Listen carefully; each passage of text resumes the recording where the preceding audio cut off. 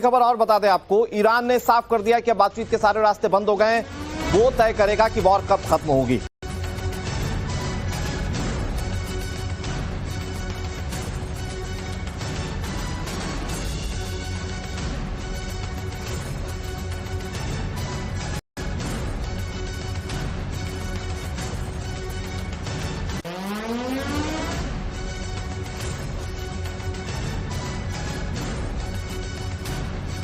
Iran ने साफ कर दिया कि इस बातचीत के सारे रास्ते बंद हो चुके हैं।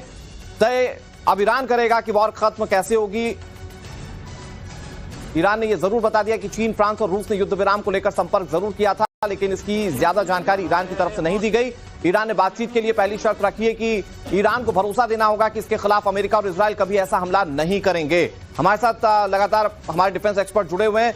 जेटली सर, अब ईरान भी नेगोशिएशन के स्तर पर आ चुका है क्या, या उस स्थिति में कि अब वो नेगोशिएट करे अपनी शर्तों पर अमेरिका के आगे? देखिए, चीन, फ्रांस और रूस तीनों अगर उसको रिक्वेस्ट कर रहे हैं कि बातचीत का रास्ता खोला जाए, और आगे से अगर ईरान ये जवाब देता है कि हम तय करेंगे, इससे बड़ा क्लियर हो जाता है कि ईरान एक ऐसा देश है जो विश्व शांति में विश्वास ही नहीं करता। ये उसकी नेशनल पॉलिसी है कि हम ग्लोबल पीस नहीं चाहते। इसीलिए उन्होंने हमेशा ये कहा है कि हम इस धरती पर एक भी यहूदी को रहने नहीं देंगे, हम इजराइल का अस्तित्व मिटा देंगे। ये जो ऐसी फिलॉसफी होती है किसी भी देश की कि हम दूसरे देश को मटिया मेट कर देंगे, तो ऐसे देश जो है वो इस विश्व शांति के लिए सबसे बड़ा खतरा है। हमारे पड़ोस में पाकिस्तान है।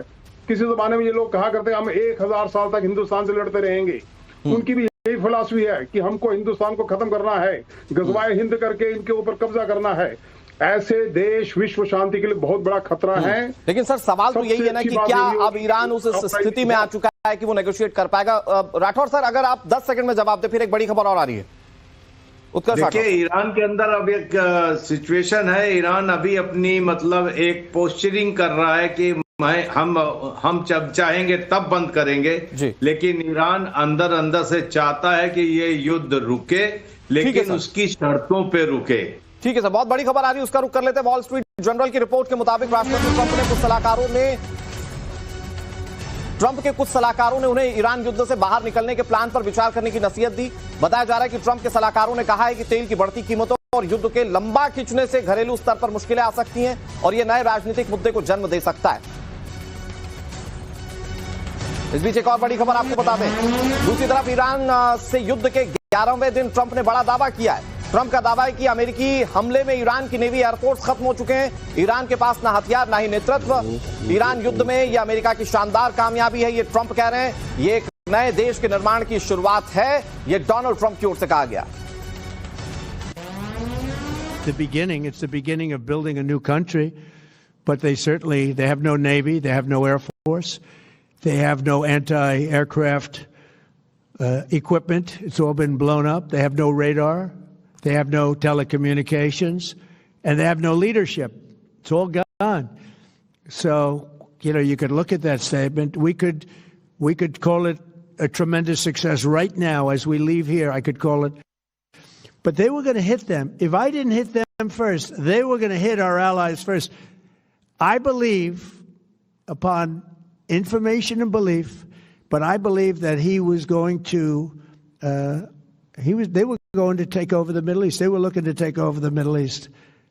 Now, had Operation Midnight Hammer not taken place, that was definite, because they would have had a nuclear weapon within a matter of weeks.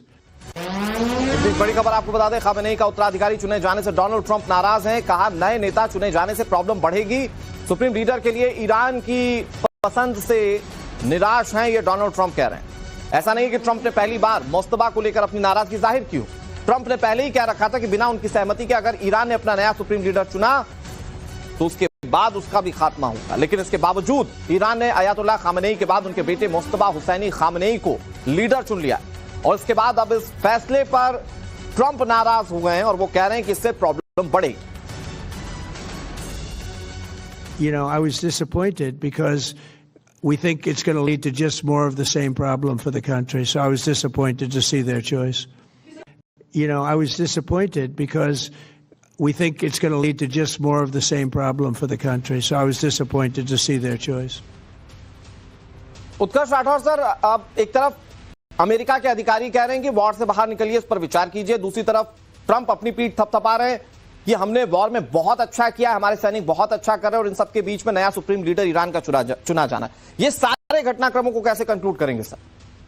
देखिए, यहाँ पर ट्रंप के वॉर की वजह से दुनिया में आर्थिक मंदी आ गई है और इसका प्रेशर ट्रंप के ऊपर पड़ रहा है। हर आदमी कह रहा है, हर देश कह रहा है, हर सलाहकार कह रहा है कि ये युद्ध आप इनडेफिनेटली खींच नहीं सकते, जिसकी वजह से पूरी दुनिया परेशान है और यही ईरान चाहता था।